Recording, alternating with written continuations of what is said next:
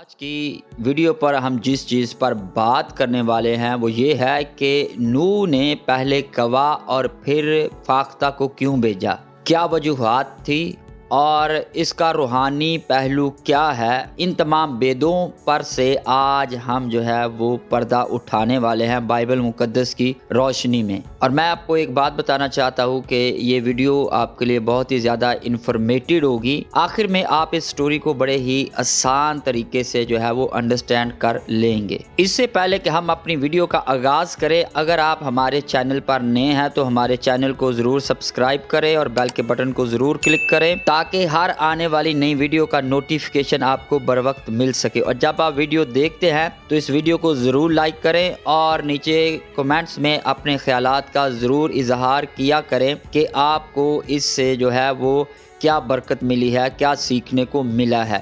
آئیں ویڈیو کا آغاز کرتے ہیں۔ تو اب ہم جب نوح کی سٹوری کو پڑھتے ہیں تو نوح کی سٹوری میں وہ دو چیزیں بہت اہم ہیں اور وہ دو پرندے ہیں۔ میں نوح کی ساری سٹوری کو یا اس کی کشتی کو یا جانوروں کے بارے میں کچھ نہیں بتاؤں گا۔ اگر آپ نے یہ پڑھنا ہے پیدائش کی کتاب اس کے 6 باب کو جب آپ پورا پڑھیں گے تو اس میں کیوں خدا نے طوفان بھیجا اور کس طرح نوح نے کشتی بنائی اور اس کشتی میں کون کون سے جانور لائے گئے اور کتنے سال وہ نوح نے وہ اس چیز کی منادی کی۔ تو اب نوح کی کشتی میں 2 پرندے بہت نمایاں تھے۔ یہ دونوں پرندے اپنے اندر وہ ایک بہت بڑے بھید کو وہ سمیٹے ہوئے ہیں۔ ایک کوا تھا اور ایک فاختہ۔ فاختہ پاک پرندہ ہے جبکہ کوا وہ ناپاک پرندہ ہے۔ فاختہ وہ شکاری پرندہ نہیں ہے جبکہ کوا وہ شکاری ہے۔ فاختہ زندہ رہنے کے لیے وہ درخت کی نرم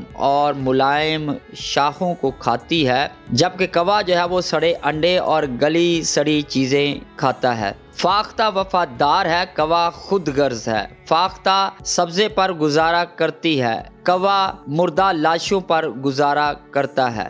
فاختہ وہ سرسبز ایٹماسفیئر میں بسیرا کرتی ہے جبکہ کوا وہ ویران اور اجڑی ہوئی جگہوں میں بسیرا کرتا ہے۔ فاختہ اس جگہ پر زندگی بسر کرتی ہے جہاں پر وہ زندگی موجود ہو جیسے درخت وغیرہ، اور کوا وہاں پر وہ بسیرا کرتا ہے اور ان چیزوں کو کھاتا ہے جہاں پر وہ گلے سڑے انڈے اور گلی سڑی چیزیں موجود ہوں۔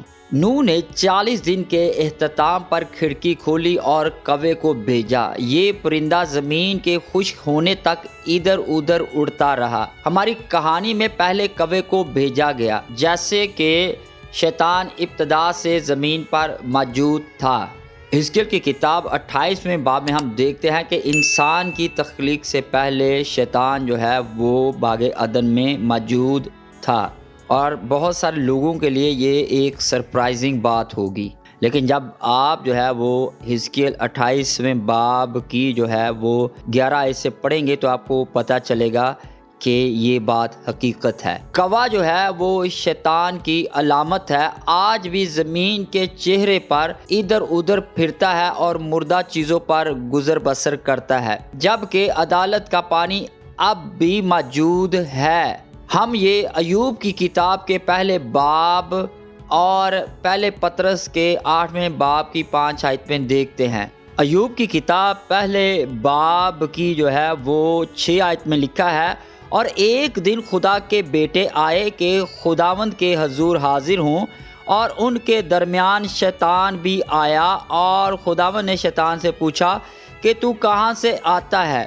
شیطان نے خداوند کو جواب دیا کہ زمین پر ادھر ادھر گھومتا پھرتا اور اس میں سیر کرتا ہوا آیا ہوں۔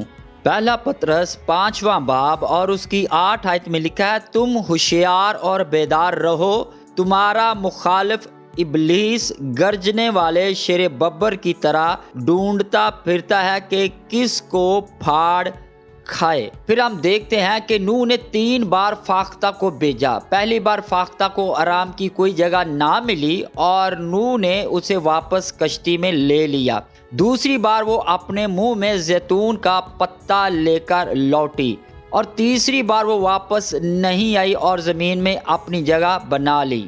اب بائبل مقدس کے مطابق فاختہ روح القدس کی علامت ہے، اور آپ کو پتہ ہے کہ یسوع المسیح پر جو ہے وہ روح القدس جو ہے وہ فاختہ یا کبوتر کی شکل میں نازل ہوا۔ لیکن کوا جو ہے وہ بدی کی علامت ہے، وہ اس دنیا کے خدا اور جسم کی نمائندگی کرتا ہے۔ ہم دیکھ سکتے ہیں کہ کوا پانی کے خشک ہونے تک ادھر ادھر اڑتا رہا، جیسا کہ افسیوں کے خط اس کے 6 باب کی جو ہے وہ ہم 12 آیت میں پڑھتے ہیں، کیونکہ ہمیں خون اور گوشت سے کشتی نہیں کرنا ہے بلکہ حکومت والوں اور اختیار والوں اور اس دنیا کی تاریکی کے حاکموں اور شرارت کی ان روحانی فوجوں سے جو آسمانی مقاموں میں ہیں۔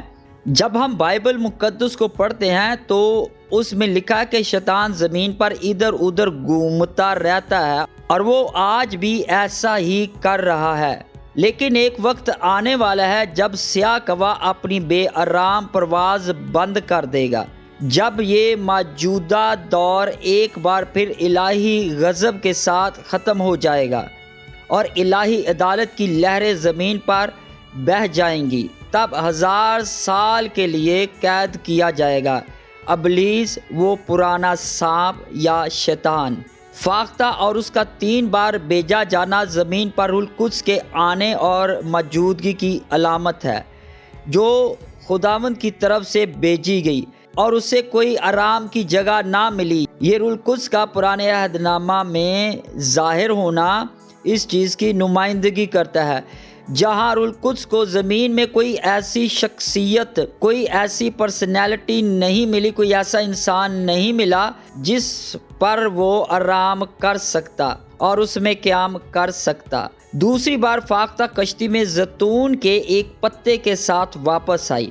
متی کی انجیل اس کا 3 باب اور اس کی 16 آیت میں لکھا ہے، اور یسوع بپتسمہ لے کر فی الفور پانی کے پاس سے اوپر گیا، اور دیکھو اس کے لیے آسمان کھل گیا اور اس نے خدا کے روح کو کبوتر کی مانند اترتے اور اپنے اوپر آتے دیکھا، اور دیکھو آسمان سے یہ آواز آئی کہ یہ میرا پیارا بیٹا ہے جس سے میں خوش ہوں۔ زیتون کا ایک پتا مسیح کی طرف اشارہ کرتا ہے، کیونکہ فاختہ نے آخرکار آرام کی ایک جگہ پائی۔ جس طرح کشتی پانی سے بلند ہوئی اور فاختہ کو آرام کرنے کی جگہ ملی، تو وہ ایک ٹری تھا زیتون کا۔ جب یسوع نے بپتسمہ لیا اور وہ پانی سے باہر آیا تو خدا کا روح جو ہے وہ اس پر جو ہے وہ ٹھہر گیا۔ رومیوں کے نام پالوس رسول کا خط 11واں باب اور اس کی جو ہے وہ 17، 18 اور 19 اور 20 آیت میں جب آپ پڑھتے ہیں تو یسوع المسیح کو جو ہے وہ زیتون سے تشبیہ دی گئی ہے۔ تیسری بار جب فاختہ کو بھیجا گیا وہ واپس نہیں آئی۔ پھر کلام میں لکھا کہ آخری ایام میں، یہ یوئیل نبی کی کتاب میں بھی لکھا ہوا ہے اور اعمال کی کتاب میں بھی یہ حوالہ لکھا ہوا ہے۔ یوئیل نبی کی کتاب اس کا 2 باب اور 28 آیت میں لکھا ہے، اور اس کے بعد میں ہر فرد و بشر پر اپنی روح نازل کروں گا، اور تمہارے بیٹے بیٹیاں نبوت کریں گے، تمہارے بوڑھے خواب اور جوان رویا دیکھیں گے۔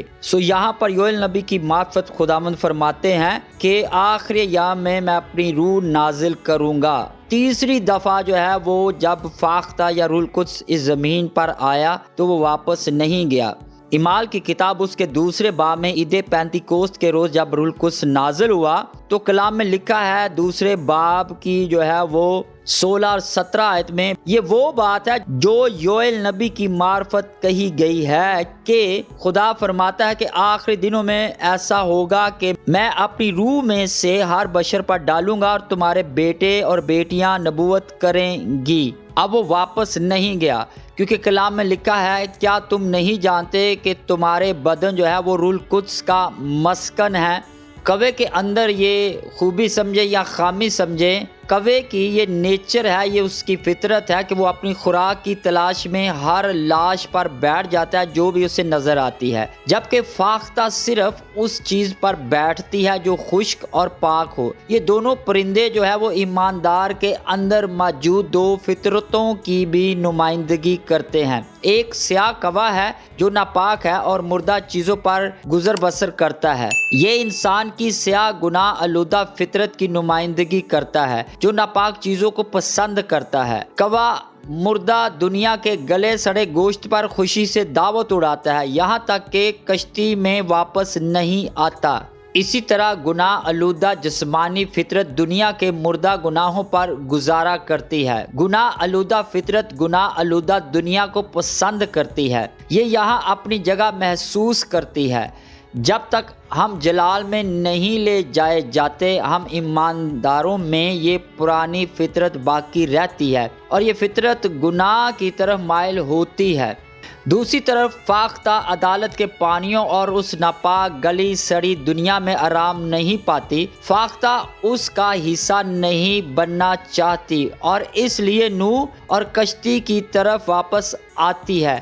یہ گندگی اور ناپاکی پر گزارا نہیں کر سکتی اور نہ کرے گی، بلکہ صرف اس چیز پر کرے گی جو خشک اور پاک ہو۔ فاختہ روح القدس اور ایمانداروں کی نئی فطرت کی نمائندگی کرتی ہے، جو روح القدس کی سکونت گاہ ہے، کیونکہ جسم روح کے خلاف خواہش کرتا ہے اور روح جسم کے خلاف، اور یہ ایک دوسرے کے مخالف ہے، تاکہ جو تم چاہتے ہو وہ نہ کرو۔ بائبل یہ کہتی ہے۔ اگر آپ روح القدس کو خوش آمدید کہنا چاہتے ہیں تو دنیا کی مردہ چیزوں پر گزارا نہ کریں۔ آپ کا جسم مردہ چیزوں کے لیے بھوک رکھتا ہے، لیکن روح القدس پاک چیزوں کی خواہش کرتا ہے۔ کوے کو بھوکا رکھیں، فاختہ کو خوراک دیں۔ اور نوح کی کہانی جو ہے وہ 1000 سالہ بادشاہت کی طرف بھی اشارہ کرتی ہے کہ جس طرح جو ہے وہ طوفان نوح کے بعد سب کچھ جو ہے وہ تباہ و برباد ہو گیا اور زمین کا جو ہے وہ ایک نئے سرے سے آغاز ہوا، سیم جب یسوع المسیح دوبارہ آئیں گے تو نیا آسمان اور نئی زمین ہوگی، پھر کوئی ناپاک چیز نہیں ہوگی، کوئی ناپاک اس میں داخل نہیں ہو سکے گا۔